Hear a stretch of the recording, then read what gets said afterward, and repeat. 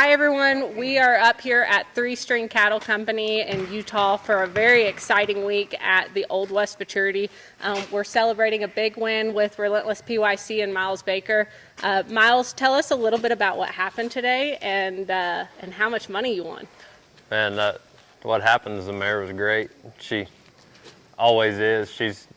I think we figured up she's won 93,000 now, basically halfway through her 4-year-old year, and it was great to win this, but the event obviously isn't possible without what Reggie Probst and his family's done and what the Richards are doing, and to get to come run for this kind of money. And it's fun having a mare like this that shines in these setups. They did a great job. Fresh Mexican steers, scored them out there, and they were fresh. A bunch of them didn't leave and then would go on, and we got to really show every aspect of the run on these horses. And for me personally, it's pretty cool. I gotta say God's good, because I was talking to Daisy about it, and 4 years ago I was in Oklahoma charging $650 a month to get experience, and to get to win this, and just the opportunity to ride a horse like her, but to get to train multiple horses of this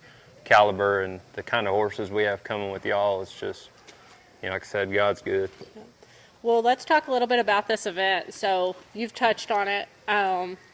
The Ren and Chad and Reggie, they all put up, it's $400,000 in added money that they themselves put up and rounded up the sponsors to put up. And that's didn't huge. take anything out. It's 100% payback. Yeah. The fees are $2,000 and we're roping for $2,000 of our money. Yeah. You just don't.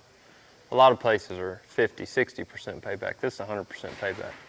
And so I think that shows those guys' commitment to actually improving this industry, and I don't think we can all say thank you enough for that. Yeah, no, and I know these guys are about to talk, so just in case I don't get my turn again, Joseph has not messed up for this mare all year. Yeah. And I want to say this is her third Futurity win of the year and 93,000. And Joseph has not missed or roped a leg for her. And just to clarify, Joseph Harrison. Yeah, so Joseph helped this mare this weekend. Yeah, and so that's a big deal for this mare, and he's got his confidence behind her. He says she does some of the cattle. It's just in his head. He just is healed good for her. But man, you can't go without giving your helpers credit, and to not mess up for a mare for 7 months straight at, I think, probably 7 Futurities. He's probably healed 25 steers by 2 feet behind her. And so kudos to him too. So let's talk a little bit about this mare. Ty, you probably know her story as good as anybody. She's out of Char's Gun, which is a mare that Renee Cudd owns. Tell us a little bit about her and this mare's story. I bought this mare's mother. I would say if she is a 4-year-old, so I bought her when this one was in her belly. So we've owned this mare since then. We foaled her out there at the ranch and then sold her back in Renee's sale. And Larry bought her back. And Larry Rice at Flag Ranch. And then these guys bought her from Larry.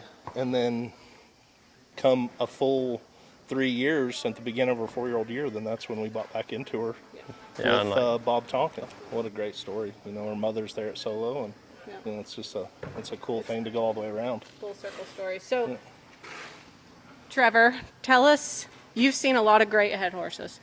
I want you to tell us what you think, and I know Miles has trained this mare the whole way, so he knows her as good as anyone, but what makes this mare special, and why do you think the judges like to mark her? It's easy to mark this mare. She goes from 0 to 100% every time in the box. She's able to hold that power, and keep it in check, and she scores amazing. And then all of a sudden when you drop the range, she's just got an engine in her hind end. It's not just pretty, it's there for function. She can roll, but is able to gather her stride and look, have so much finesse when she gets a hold of the cow and faces. I mean, there's really not a hole in her game, and just having a little bit extra talent in all those places just makes her do it with ease. You see a lot of horses that do a really good job, but they have to be maxed out to do it. This mare can cruise and do it amazing. So having that extra ability has to make it easy to reproduce because she does it so often, you know. And what we were saying earlier about this Futurity, I was able to get up here early and I was seeing how much work they put in. Like, man. I don't care if they were making hundreds of thousands to put this on, it's not enough. And to know that they're not making a dime off of it, it is actually, they're doing it for the industry. And we've just got, I mean, the Richards and the Probst families have just went above and beyond, hopefully to start something, you know, because there is so many facets of not just the Futurities, but the breeding game, the stallions, the mares. I mean, it's growing so much, and it's going to take events like this to just keep propelling it forward, and my hat's off to those guys. I want to touch on one more thing before we're done here. So I get a lot of comments when we market our horses or talk about how we're breeding. I think the cow run cross is a little new to people.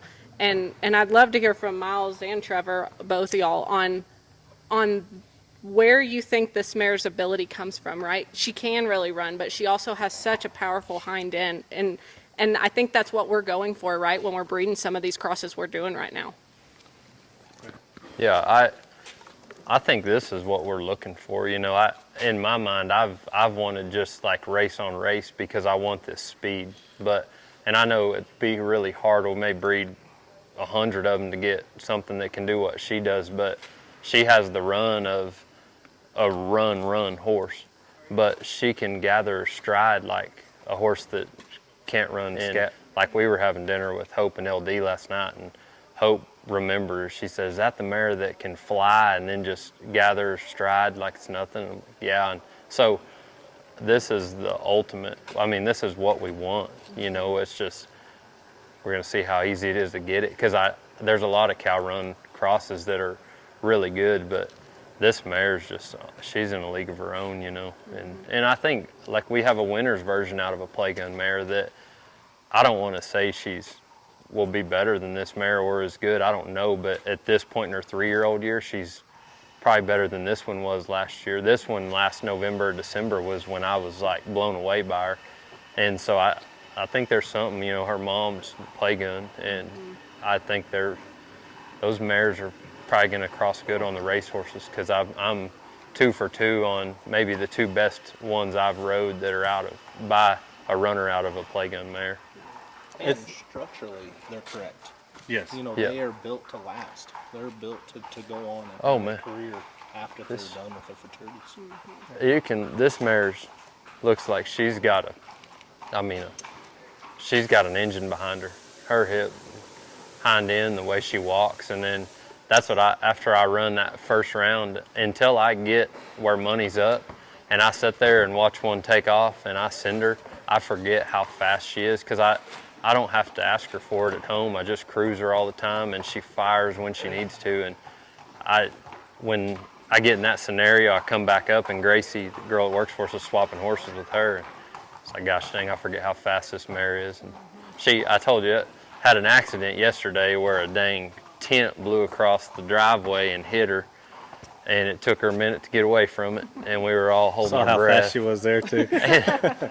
I said, after that first one said she left the box like that tent was still chasing her. And so, anyway, she's amazing. This is just a fun time because we're able to do that, because all these different crosses, I think, will benefit more than just the heading, you know, eventually. But right now, there's not really a lot of breeding programs that service the heading discipline. You know, there's a lot of horses that can transition, you know, in the tie-down roping or the heeling because of their size, but we're wanting something big and strong and fast, and it's just going to take a lot of hard work and a lot of, you know, trial and error in the breeding process, but I mean, it's fun times. It's a, you know, new time just to pioneer the head and breed, if you will, because there's not so many other disciplines that are servicing great head horses, and I think that's what we'll see the most to come from the cow cross. Well, I think too what I hope that we're doing is in 10 years we're all going to look back and say those used to be cow run crosses, now they're just head horses. You know, they're not crosses. We bred the greatest head horse mares to the greatest head horse stallions, and now we've got head horses. We're in here now, and y'all wasn't in here, but we were talking about how thankful we were for y'all what you're doing for the industry. Trev said, we've been around here for a few days hanging out, and even if y'all were making hundreds of thousands for putting this on, it's not enough because the work that gets put into it. And so you've obviously, like one of the best headers in the game, always have the good head horses, and I think you see the industry coming on, and we wanted to talk to you a little bit about what drove y'all to do this event and everything, because y'all have had to really stick your necks out, and we're thankful for it. I think it just boils down to love of the game. I mean, Yeah. and passion for horses. We love everything about it. We felt like there needed to be an event that these owners, riders had a chance to win the big money. Yeah. So, I mean, it costs enough to go buy a really good one. And to me, it's just not sustainable if there isn't something out there where you got a chance to go win. Right? I mean, Yeah. looking at a businessman's point of view, Yeah. I mean, it's got to make sense a little bit, right? So, and the cool part about it is it's all the sponsors were from everybody in the industry. I mean, Yeah. we leaned on some relationships through, our businesses and outside of rodeo, but for the most part, it was pretty easy. When we talked to them and kind of told them the vision and what we wanted to do, they were all about it. Yeah. So Well, we're excited. I mean, I think everybody's pretty excited about it, and I don't see it going anywhere but up. yeah. Man, we can't thank y'all enough for what y'all done. I think it's super eye-opening for a lot of people that have gotten in this year. Ty and I keep saying this is probably one of the first years that we've had people that have specifically come to us breeding for rope horses, and this event is just another thing that's going to continue to, encourage those people to invest their money in this rope horse breeding. And as to our point earlier, develop these bloodlines where we're not bringing all these other disciplines in. We have rope horses that were bred and made specifically to be rope horses, and it's going to up y'all's game as ropers. There's no telling how much better the horses are going to get over the next decade. Absolutely. We're not far from the point where it takes a horse like this to win, because I mean, Look at her. There's no mistake. Like Yeah. she's made to do it. She's bred to do it. Yeah. She's doing it time and time again. Like who wouldn't want a colt out of a horse like this? So Yeah. it's pretty neat. we'll sell you one. Well, thank you guys all for getting on here. We're super excited to be here. We still have a lot of roping ahead of us, and we'll be keeping everybody updated on what's to come. Hopefully some more win pictures.